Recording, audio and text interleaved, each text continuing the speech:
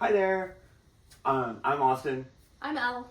and together we make up the podcast My Wife Hates Musicals, and we wanted to come and do just a little bit of a spoiler-free review of Wicked Part 1. If you're a fan of the podcast, you'll know that most of our reviews are really plot-heavy. We go through the entire plot of the musical, beat for beat, and talk about it and give our opinions. But since this one's still in theaters, we thought we'd give you guys an abbreviated version, but that is spoiler free.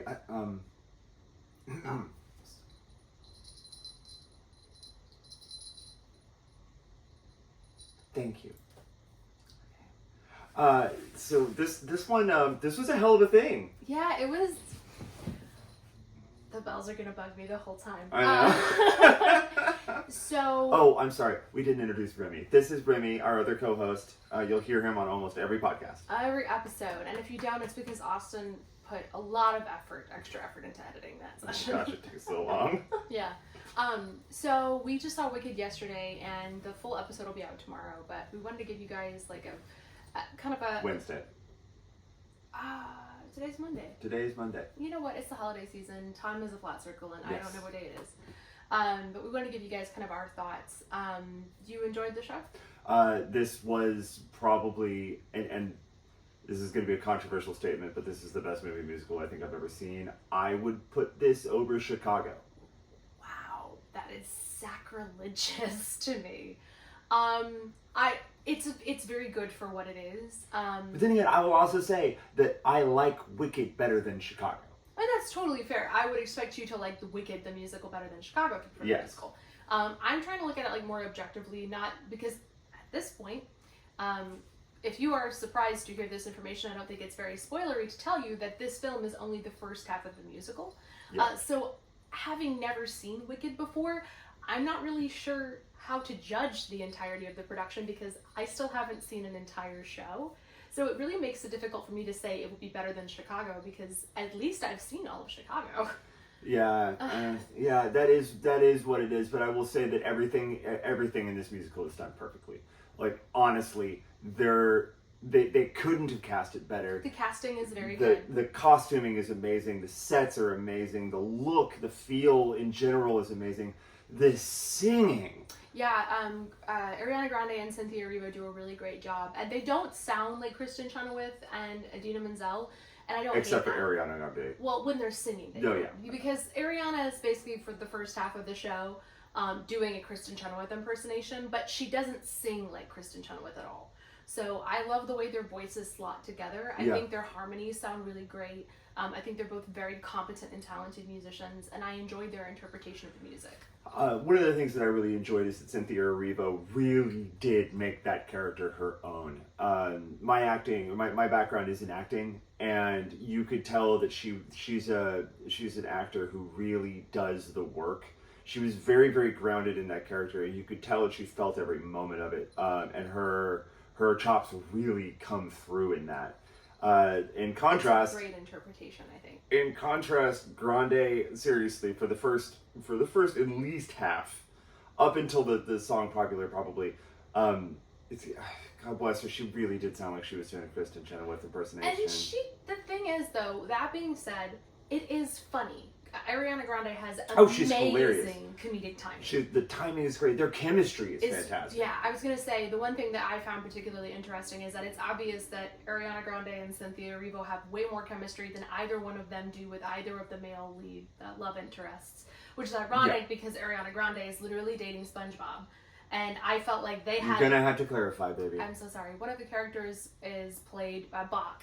Is played by the guy who played SpongeBob on Broadway, and so he is SpongeBob, and he will be SpongeBob the entire episode when you listen to it, yes. Unfortunately. But I feel like they had less chemistry on screen than she did with Erivo. Like, I felt like Glinda and Elphaba were... Well, and recently we watched the All Things Considered interview with Cynthia Erivo. Is it Cynthia? Yeah, Yes. Cynthia Erivo. Now you got me questioning. Yeah.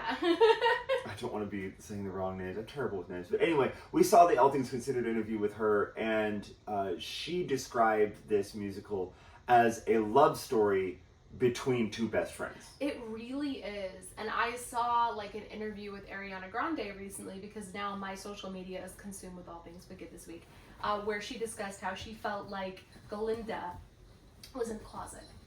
And even Kristen Chenoweth had posted something on Twitter and in agreement with that, saying that, yeah, I could see that too, and in my interpretation, that it's really this, they really love each other. And I don't want to take away from like platonic friendships, because it's very important to show platonic friendships that have love. But my God, it feels so gay, their relationship. I hate that. It really does. As a queer woman, even down to that one number that Elphaba does where she says, I'm not that girl. I know the interpretation as I'm green and I'm not Galinda, but when I heard that song, I was like, I'm not that girl because I'm gay. Well, and, you know, Cynthia Erivo is gay. Yeah, Cynthia Erivo is queer, which I did not realize until after I watched the show, and I was like, oh, that tracks. Like, that makes no wonder. I don't know, I just feel like there's an extra level of connection and just that extra interpretation she brings to the role. Yeah, the one thing I will say about this movie, and this is not in any way, shape, or form a negative, but do go in with your eyes open, because this movie is timely. I was going to say. Yeah. It's very timely, and for, you know, two queer, gender non-conforming people in a red state. in Texas, this movie really spoke to us in a very powerful way. Yeah. And it was also, at certain points, very distressing to watch. Yeah, if you are just kind of coasting along post-election, trying to just survive and not be reminded of the reality in which we find ourselves, Wicked is not that. The story is very, it's not even veiled. It's really obvious what the messaging is there, and you could insert whatever minority group. It's true. It's a tough watch. And I would not take it's not children. it's not just about her being green. No, that is not what it's about. Yeah, and this is not a spoiler. We don't want to do spoilers, but in the plot themselves, there is absolutely a minority group being oppressed. Yeah, and very much so. Very actively so. That can be very challenging for you if you are in one of those groups. And also, I wouldn't take small children to see it. I found it's distressing. We're not going to say why, because spoilers, but there was a scene where it was a little distressing. There's a couple of scenes that, it can be distressing for kids. But yeah, overall, I thought it was a great half of a movie. So, do you want to talk about the casting in general? I felt that all the casting was really strong. Jeff Goldblum was great as the wizard. So the two non-singers in the cast are Jeff Goldblum and Michelle Yeoh. Michelle Yeoh is fucking dope. I really enjoyed her performance, and you know, I've listened to other people talk about it, and some people had complaints about her performance. I thought it was good, and she really comes alive towards the latter part of the film, I think. Yeah. Without a spoiler, there is an incident that occurs, and after that incident, she really comes alive, I think, in the role. And I'm really excited to see that role in the second half. Yes. What she does with it. Jeff Goldblum, okay. So, another very, very tiny complaint. Jeff Goldblum is doing what Jeff Goldblum does in every movie, which is playing Jeff Goldblum. Yeah, Jeff Goldblum's everywhere. Minor complaint. It's fine. Yeah. You put Jeff Goldblum in a movie, you know what you're getting. I do have one minor thought. I don't think it's a complaint, but it's kind of something that I noticed. Cynthia Erivo is in her late 30s, and she doesn't look old or anything, but the way she portrays Elphaba is she is a very mature actress. And there are definitely times where I did find it a little hard to believe that she was like a young college-age woman. It's not a complaint, because vocally the role requires someone who has a mature and developed voice. It's not uncommon in opera to see like a 40-year-old woman playing like a teenager, because they write for that mature, developed voice. But I definitely noticed it like towards the latter half of the movie. I was like, wow, she's like my age. She has to be my age. And Menzel was in her mid-30s when she originated the role. I don't think it would be as noticeable on stage, but where there's so many close-up shots, I really do feel like it's noticeable on screen. It's not detracting in any way. Like, I didn't enjoy it less. It was just something I noticed with casting. I really don't have a lot of complaints about this musical. It was fantastic. It's Stephen Schwartz. So if you know anything about musicals at all, Stephen Schwartz did Pippin and Godspell, if you're a Broadway fan. If you're just a conscious, living, breathing human being. He also did the music and lyrics to The Prince of Egypt, The Hunchback of Notre Dame, and Pocahontas. So, Stephen Schwartz is royalty. He's amazing. His skills come through beautifully in this, and he was actively involved in the production. So that sets it apart from, say, like a Phantom or a Les Mis or that kind of thing where the directors kind of did their own thing. He was intimately involved with John Chu. He was there, working with him closely. It's really obvious that the people who made this movie love musicals. And this musical in particular. Yeah, it's really made, you can tell it's a labor of love. From what I understand, there was a lot of practical sets built so that the actors were actually on practical sets, and it really shows. The green was practical. Yeah, the green was practical, and it just felt more realistic than other big budget productions I have seen. So despite it being this like crazy magical world, it felt very real and grounded, which I really appreciated. And I'm just going to say it again. Cynthia Erivo's singing She is so good. So She's good. really talented. She's so good. And So Ariana good. Grande's singing was great. I can't get Loathing out of my head. Yeah. I really can't. They're so good together. Yeah. In fact, there are times where I actually prefer this pairing to the original. It's really hard to top Chenoweth and Denzel. But the thing I like better with them is that they have a little bit more contrast to their voice. I agree. Actually, when and listening to the OST, they have the same style of voice, yeah, same tone of voice. And sometimes it's hard to tell which one's singing. Yeah, but with this pairing, I think their voices they harmonize and match really well. I think it's a great choice for them vocally. Do you want to go through and do our? This is our master notebook. This is the Notebook. In case anyone's curious. No, this is Wicked Part 1. They haven't made The Notebook into a musical. Okay, so we're just gonna, at the end of our episodes, we always do like a little list of questions that we go through. Number 1, does this musical pass the Bechdel test? Yes, very much so. Okay. The Bechdel test is the test about whether or not whether a woman has a line to another woman not talking about a man. You okay in there? Did you get your... Elegant, demure. I love it. Demure, of course. Okay. Next question. Who would you want to play? So if we're looking at who I would get realistically cast as, I would probably get cast as a Fiyero. That's my voice part. Who would I want to play? Obviously, Elphaba. Yeah, I don't think I'd be cast as a Galinda. That's for damn sure. No, I think you could easily be cast as a I think Elphaba. that you're very kind. I would like to play that role. You got the chops for it. You're very sweet. But yeah, I think probably vocally, that would be the character I would want to play, and that's probably what I would enjoy doing. So I agree with you on Elphaba. Your standout extra award. I'll be honest, I wasn't really looking at the extras. Sorry, it's probably Bowen Yang. Are we gonna just give it to Bowen Yang? I'm just gonna give it to Bowen Yang. Yeah, I have 2 extras that I really friend. like. I have 2 extras that I really like, and I go into detail about them in the episode. In the episode, but for Bowen more Yang info, is we don't very want to give away our whole thing. But Bowen Yang is pretty funny in this. Favorite musical number? That's tough for me. This musical is so iconic. So iconic. There aren't any bad numbers. There's no sugar bees here. So, like, when I karaoke it, I karaoke Dancing Through Life, which is Fiyero's number. It's a great number. My favorite's probably The Wizard and I. My favorite is Loathing. That song is so good in the musical. Like, the production of it. There are 2 voices together, and, like, they do so much with the story in such a short period of time.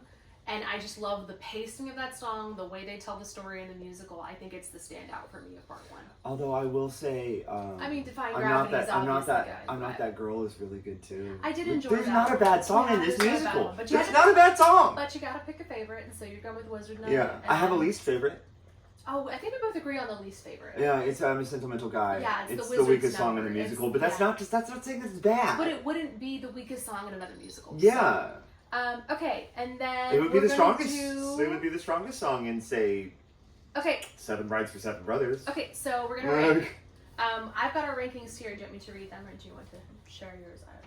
Sure, go for it. Okay, So we ranked Wicked. I gave Wicked a 9 for the singing, a 9 out of 10. Austin also gave it a 9. Probably would have been a 10. These are high scores for us, by the way. The show is called My Wife Hates Musicals. I never give 9s. My only other 9 is like Mary Poppins. No spoilers. Okay. And The Sound of Music. Well, those episodes are out. Oh, No, Mary they're Poppins not. isn't out. Forget I said that. Oh my god, it's Julie Andrews. Come on. Okay. So I don't give out 9s. Actually, I've given out several 9s. Okay. So we gave the singing a 9, both of us. We both gave the acting a 9 as well. I think that The acting in this is fantastic. the acting is great. I think that it didn't get a 10 It's- because of Nessa Rose and SpongeBob, but Yeah. that's because it's the first half of Yeah, the those show. two. That pair specifically comes into their own in the second half of the musical. Yeah, and I feel like you can really tell that it's half a show in that regard. Sets, we both gave the sets a 10. The sets are freaking gorgeous. Yeah, and they built the practical sets, and then the CGI is not too distracting. There's all this like Clockwork steampunky stuff. clockwork Yeah. stuff. It's so cool. We both gave the costuming a 10 as well, 10 out of 10. Yep, it's very 30s, 40s inspired. It's gorgeous. Yeah, we both gave the musical composition I gave it a 10. Wow, we both gave the musical composition a 10. I gave it a 10 because there isn't a bad song. There isn't a bad song, Even and the the Sentimental score. Guy song isn't bad. And the score. It's really good. Oh God, freaking Yeah. Steven Schwartz. We differed on choreography. Austin gave the choreography an 8 out of 10. I gave it a 7.5 out of 10, simply because while the choreography that we do have is great, we have seen other productions that are a lot more dance heavy, and I can't give Wicked a 10 when Don't give away any other scores. there are other shows that we have seen that have gotten. Have I given anybody a 10? Yes, there's at least one 10 on this list. So, plot. Here's where we differ a lot. Yeah, so Elle is spicy about this. Yeah, I'm pretty spicy. Go ahead. You gave it a 9. Yeah, I gave it a 9 because I know this musical. I love this musical, and I'm not gonna. No, I know where this is. I know where it's going. Yeah. I've seen the musical before. I know where this is going, and they're giving enough length where they're not going to change the story. So, I love the story. Sorry. I gave it a 2 because it's half a show. And we've talked a lot. We talk a lot about it in the episode. But my issue with it being a half a story is that there are plenty of trilogies, duologies out there where it's obvious that it takes more than one film to tell a story. But Is it duology? Is that? I mean, I think that's what Makes it me is. think of a duocracy. I don't know, but I hope that's what it is because we're not editing this. No. No. So my One idiocy take! my idiocy is out there for everyone to see. But I knew you're not an idiot. There Don't say that are- about my best friend. very sweet. But I think Lord of the Rings. Lord of the Rings is 3 films that were based on 3 books that were intended to be 1 book. And while it's obvious that all 3 stories completely tell the entire saga of the ring, each movie tells its own story, wraps up its own existing plot threads, and you feel like you've watched a complete movie. Wicked ends in the middle of an action set piece. And that's fine if you're going to go to intermission and come back 20 minutes later and see the rest of the movie. It does end at the end of Act 1. It ends at the end of Act 1, which is great if you're going to go to an intermission and come back. But for me, I'm going to have to wait a year now to see the second half of the movie. I know myself. I'm going to go see it, obviously, because I'm now invested in it from an artistic standpoint. But, you know, for me, like, they broke up the last Harry Potter film into 2 movies, Deathly Hallows Part 1 and Part 2. I saw Part 1 in theaters. The second one came out a year later. I've literally, still to this day, never seen Part 2. I'm the kind of person where And now we're not going to see it for other reasons. Yeah, but I mean, like, for me, it's a pacing issue in that they're breaking this story up into 2 parts that are told a year apart, and it kind of kills it for me. I'm like, wow, this is really good, and this is how we're ending it? Brandy's killing it. Yeah, I know. I think that they've done enough to set it apart, I think, from a stage production, because the runtime for just half of it's 2 hours and 40 minutes. Obviously, they've added to it from it not being a stage show. I would have appreciated it if they would have done a little bit more to make it feel like a complete film, because it is a film on its own. So our final rankings, Austin gave it a 9.5. Yep. And I gave it an 8, which is still very good compared to other things that we have seen. And I think it's a good show, and I think that if you're comfortable with seeing half a musical, go see it now. If you're the kind of person where you'd rather see it all together, maybe wait 12 months and just watch Wicked Part 1 and Part 2, because I'm sure they'll do dual showings of it in a year. Look at this And dog. just see it all together. Look at this dog. Yeah. So this by no means is this the podcast. Yeah, We it's go into very we abbreviated. go so much farther in depth in this. We talk a lot about the book. We haven't even touched on the book. Yeah, we talk a lot more about it. You know, this is kind of abridged for those who don't have commutes. Yeah, and also we wanted to give you guys an option to watch that doesn't have spoilers in it. Exactly, because it's pretty. However much I think that if you have to have a 23-year-old musical, 21-year-old musical spoiled for you, I love you. shame. I still don't know what happened. And it's still on Broadway. Honestly, the odds are higher that I will go see the actual show to completion in Broadway before I see part 2. Yeah. And that peeves me, but I'm done talking about it. So we'll include. I loathe that about it. You done? Yeah. Okay. We're going to include a link to the podcast in the description. So thanks, guys, for hanging out with us, and we'll see you on the flip side. Happy holidays. Okay. Bye.